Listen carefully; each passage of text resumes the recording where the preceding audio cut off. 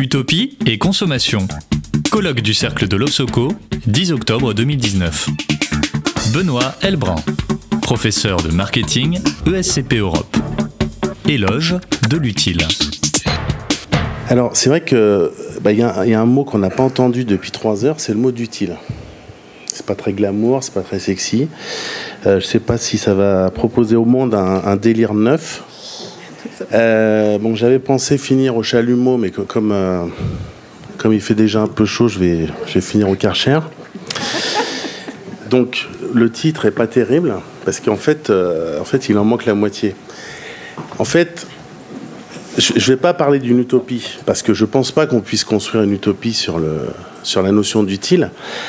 Et je ne sais pas d'ailleurs si l'utopie est rongée par le langage, parce que Christophe, je te rappelle qu'il n'y a pas d'utopie sans langage. L'utopie n'existe que dans le langage. Mais enfin, ça, on va en discuter tout à l'heure. Je compte sur toi. Donc, je pense que il est important, en réfléchissant à l'utile, en venant à quelque chose, je pense que dont tout le monde a une compréhension intuitive, finalement, non pas de construire un projet utopique, parce que tel n'est pas mon propos, mais de se battre contre la Welbeckisation de la littérature, contre la Bob Dylanisation du Nobel. Je suis très ému aujourd'hui parce que une personne avec qui j'ai partagé des longs voyages dans le RERC qui m'a amené en Juillet-en-Josas quand j'étais étudiant, vient de recevoir le prix Nobel de littérature, c'est Peter Handke. Donc le moins qu'on puisse dire, c'est pendant que vous parliez de vos bitcoins, etc., que ça a été annoncé. Et dans le moins qu'on puisse dire, c'est qu'il n'est pas franchement dans l'utopie, mais ça en fait quand même un très grand écrivain. Alors, je pense qu'il y a une posture intellectuelle qui consiste finalement à considérer que l'utile est inutile et que l'inutile est utile. Et un des livres qui a eu le plus de succès, enfin de livres exigeants bien évidemment, au cours de ces dernières années, est un très beau petit livre de Nuccio Ordine sur l'importance des humanités, l'importance des sciences humaines. C'est-à-dire, c'est une pensée contre l'utilitarisme de la pensée. Et le propos du livre, en fait, est de nous rappeler qu'on considère souvent que les humanités sont inutiles. Et en fait, évidemment, il va nous expliquer que c'est évidemment très, très utile. Donc, il va renverser, si je puis dire, la problématique entre la question de l'utile et la question de l'inutile. Je pense, par ailleurs, qu'il faut prendre très, très au sérieux le travail de David Graeber, qui quand même, je pense, avec Marshall Sahlins, son directeur de thèse, l'un des anthropologues les plus brillants de notre époque, quand il nous dit que 44% des Anglais affirment eux-mêmes faire un travail qui ne sert strictement à rien. Je pense en faire partie, je le dis très honnêtement, ce qui ne m'empêche pas de m'amuser, n'est-ce pas Olivier ? Mais je pense que l'inutile est devenu le spectre de l'être humain contemporain, si bien qu'on voit apparaître des ouvrages, notamment chez Odile Jacob, sur l'homme inutile. Donc effectivement, l'utilité, ce n'est pas simplement la question de l'utilité de la marchandise, c'est également l'utilité des marques. On nous bassine toute la journée avec la responsabilité sociétale des entreprises. Et finalement, qu'est-ce qu'on fait pour nous aujourd'hui ? Je ne sais pas. Voilà, il y a eu un magazine, j'avais gardé ça, Brands Number One, le magazine consommateur de Monoprix, et il n'y a pas eu de deuxième numéro. J'ai bien regardé. Donc, on ne sait toujours pas ce que font les marques pour nous aujourd'hui. Et donc, c'est de penser en quelques minutes cette question de l'utilité. Il me semble que le capitalisme s'est construit sur un mécanisme de décommoditisation de la marchandise, c'est-à-dire cette idée de dire qu'on ne peut pas construire beaucoup de valeur économique avec quelque chose qui est proprement utile. Et d'ailleurs, je rappelle que l'utilité est une notion récente, parce qu'elle apparaît au XVIIIe siècle, évidemment avec le développement de l'économie politique. Donc, évidemment, je reparlerai tout à l'heure de Jeremy Bentham. Mais il faut savoir que, par exemple, il n'y a pas d'article utilité dans l'encyclopédie de Diderot, même si le mot revient en permanence. C'est-à-dire qu'on va partir du principe que les gens savent et comprennent ce qu'est l'utilité. Mais sans faire un développement sur Diderot, parce que là, Nathalie va vraiment m'en vouloir, ce qui est important de rappeler, c'est que Diderot a consacré beaucoup de très très belles pages à la défense de l'utilité de la philosophie. Et en montrant que finalement, l'utilité est lié à la question de la vérité. Et c'est par l'utilité de la philosophie que l'on va permettre aux gens d'être heureux. Ce qui est d'ailleurs le projet, comme vous savez, de l'utilitarisme. Je ne dis pas que Diderot était utilitaire, mais simplement, ça a été le premier à défendre l'utilité de la philosophie. Et je pense qu'il faut essayer de refaire finalement ce geste aujourd'hui en montrant, parce que ça n'a jamais été fait, l'utilité de la consommation.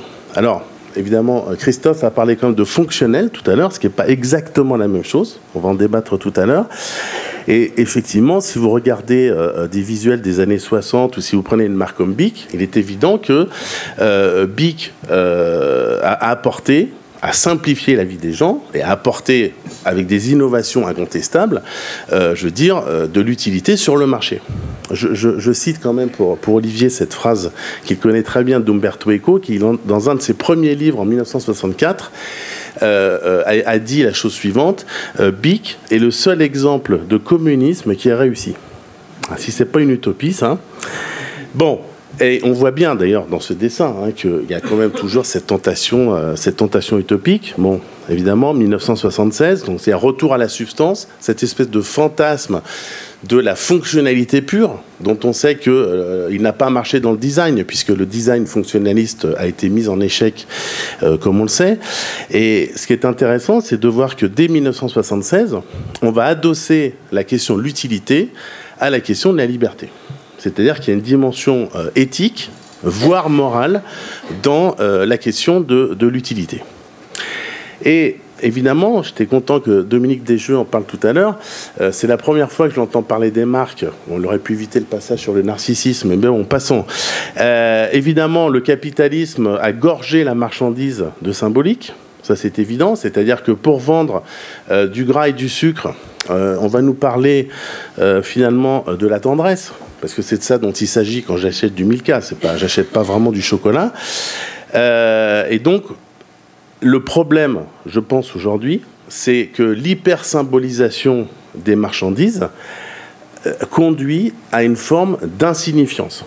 Et je pense que l'insignifiance est un vrai problème. Même si ça ne ressort pas forcément dans l'observatoire, mais je crois que la recherche de sens à travers la consommation est une question absolument essentielle. Mais pour ça, il faut que la marchandise nous dise quelque chose, ce qui n'est pas forcément le cas aujourd'hui. Et puis, il y a évidemment ce nouveau champ d'investigation qui est le capitalisme émotionnel, et le fait qu'on a rajouté au symbolique une dimension émotionnelle. Bon, je vais aller très vite là-dessus parce que c'est évident, mais bon, quand on voit ce genre de choses, quand même, ça fait réfléchir, d'accord, ça aussi.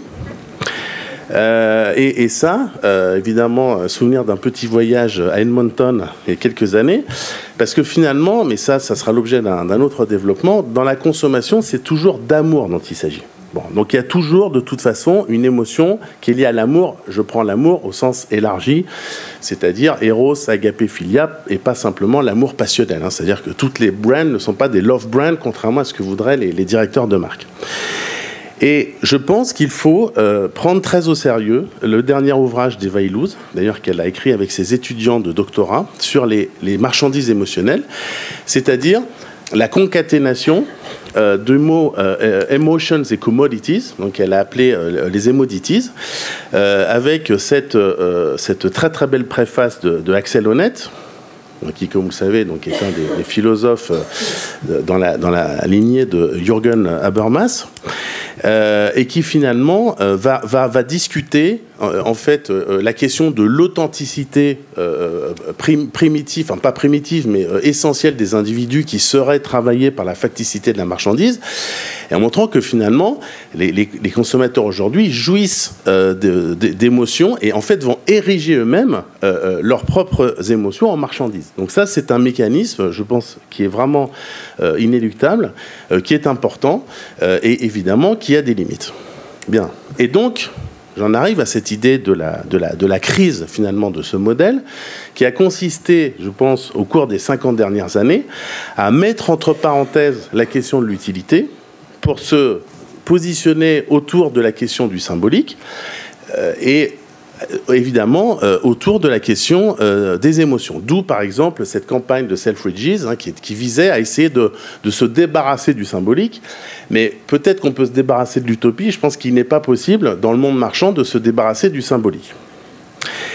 Et donc, je pense ne pas déraper en disant que nous assistons à une crise du symbolique qui est quand même problématique, puisque le symbolique, c'est ce qu'on partage, et donc qui fait qu'on peut vivre ensemble. Et je vais prendre un exemple. Qu'est-ce que c'est, ça, en fait? Moi aussi, tiens, je vais poser des questions. Je ne sais pas ce que c'est que le Bitcoin. Bon. Je vais bientôt finir. C'est un entrepreneur chinois qui a ramassé des feuilles sur les Champs-Élysées et qui en a fait un package qui est vendu, comme vous pouvez le voir, 99 yuan, ça fait à peu près 10 €, 5 feuilles, d'accord, et donc c'est le cadeau. Donc là on voit bien qu'on dégage l'utilité, c'est le truc dont personne ne voulait, c'est ramasser les feuilles, forte valeur symbolique, forte valeur émotionnelle, d'accord, et puis évidemment, bing, forte valeur économique. On est en plein dans le modèle, mais est-ce dans cette société qu'on a envie de vivre? Je passe sur tous les actes de brandalism, le vandalisme de marque, d'accord, et je lis ça quand même à un autre phénomène qui est franchement inquiétant, c'est la normalisation culturelle de la laideur. C'est-à-dire qu'en 1952, Raymond Lewy va écrire son livre pour expliquer aux ingénieurs que la laideur se vend mal. Je pense que s'il le réécrivait aujourd'hui, il dirait exactement le contraire.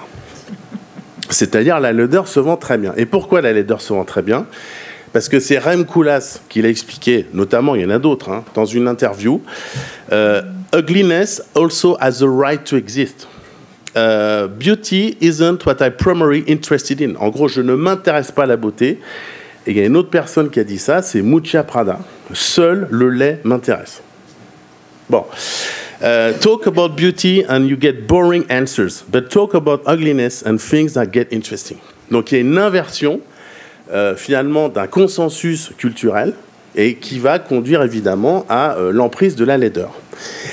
Et le problème, c'est que je pense qu'il faut se battre dès maintenant, d'accord, contre la confiscation de la beauté qui est un bien commun et contre l'emprise de certains milliardaires illettrés qui nous imposent leur habitus de garçon coiffeur en essayant de nous expliquer ce qu'est la culture et l'art contemporain. Et je vais renvoyer simplement à une référence, parce que je pense que tout le monde m'a bien compris, sur la Jeff Cocoonisation de l'art contemporain. Cet article de Yves Michaud, qui est paru il y a 3 jours sur le site du Nouvel Observateur, d'accord, je vous passe les détails. Les tulipes de Kuhn, ce sont 11 anus colorés montés sur tige. Ça dit bien ce que ça veut dire. D'accord ? Vous avez tous compris la métaphore, puisque nous partageons du symbolique. Et donc, voilà, ce genre de choses, d'accord, montre qu'il faut nécessairement repenser la vie marchande. Je ne parle pas de la consommation, c'est peut-être un mot un peu large et lourd, mais repenser la vie marchande contre ce que Bernard Stiegler appelle la misère symbolique. Et peut-être revenir à des choses de l'Antiquité. Bon, 1er siècle avant Jésus-Christ, Vitruve, donc son traité sur l'architecture, qui va nous dire, bah voilà, alors vous savez que Aristote, dans ses catégories, va mentionner la qualité, mais ne mentionne pas l'utilité. Ça, c'est très intéressant.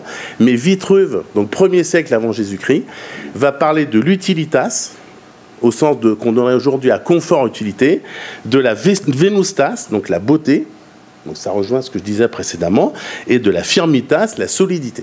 C'est-à-dire, en gros, il dit, voilà les 3 caractéristiques d'un beau monument, enfin d'un monument réussi. Bon. Et le problème, c'est que si vous amusez à taper objet utile sur Internet, je me suis dit, bon, comment je vais incarner cette chose? On ne va pas rester dans le concept philosophique. Voilà, je n'ai pas été conceptuel, j'ai fait soft. Mais comment on va incarner cette chose? Donc vous trouvez ce genre de truc. Vous voyez, voilà, c'est-à-dire du packaging, donc des choses qui sont certes très très réjouissantes. D'accord ? Donc on est dans une forme d'esthétisation de la vie quotidienne, mais est-ce que ça sert vraiment à quelque chose? Ça, c'est l'Apple Watch. Voilà, exemple de produits considérés comme utiles. Je suis même pas allé sur le concours Lépine, hein, c'est même pas la peine. Voilà, ça c'est des produits qui sont considérés comme utiles. Hein. Il y a un concours, on dit ça c'est utile. Voilà, ce genre de truc. Voilà, c'est les truly useful inventions that you never knew you needed. On savait même pas qu'on en avait besoin, dis donc. Voilà, ce genre de choses, le paquet personnalisable, le squeezer de pâte dentifrice, la fourchette pour les spaghettis, bon, etc. Le truc pour que le bébé n'ait pas le shampoing dans les yeux. Et elle est pas belle, la vie. Bien, ah oui, ça c'est le recyclage de la bougie aussi. J'ai pensé à toi, Dominique. Bon, pas qu'on mette ça sur le trottoir, hein, parce que ça te fait du boulot. Bon, voilà, la caravane rétractable, bon, etc., etc. Et alors, il y a un livre qui est sorti récemment, très intéressant. Notre ami Pascal Chabot, le Belge, qui en gros va vraiment proposer une réflexion d'envergure, mais néanmoins accessible, sur la question de la qualité, et lui appelle à un qualitarisme. Alors, je ne sais pas si le mot va vraiment faire son chemin, parce que c'est peut-être un mot un peu raide, mais en tout cas, cette idée de se déjouer du merdique, d'accord, parce que finalement, le merdique nous empoisonne la vie, et qu'il faut revenir à la qualité, parce que la qualité des biens, c'est aussi évidemment la qualité des relations entre les personnes. C'est-à-dire que la consommation est certes un mot et sert à catégoriser les relations entre les personnes, mais elle sert aussi à catégoriser notre relation au monde. Et c'est pour ça qu'il y a une dimension éthique en fait dans la qualité, et il y a, j'en suis convaincu, une dimension éthique dans la question de l'utilité. Et donc évidemment, ça ouvre un spectre de réflexion, parce que là on peut ouvrir différents champs. Penser l'utilité, c'est penser l'essentialité, d'accord, c'est-à-dire ça fait référence à notre colloque il y a 2 ans sur Épicure, que Philippe trouve difficile à lire, mais moi je ne suis pas d'accord avec lui, sur les besoins naturels et nécessaires d'Épicure.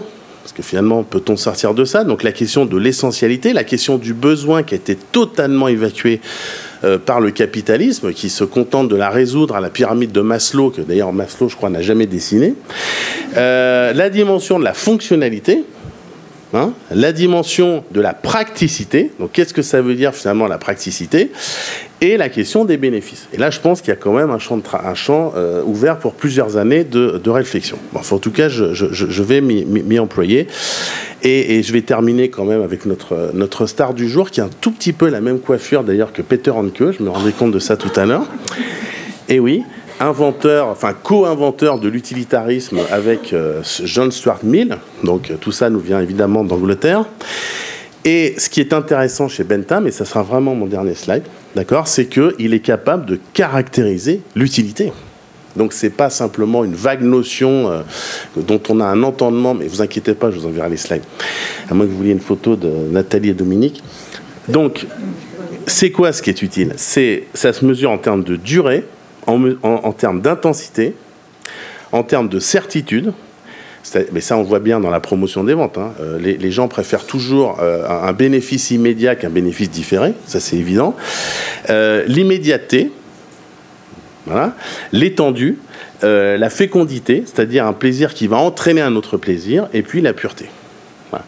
Et je pense que là, nous avons quand même des éléments pour repenser ce qu'est la vie marchande. Voilà, merci. Retrouvez toutes les actualités de l'Obsoco sur obsoco.com.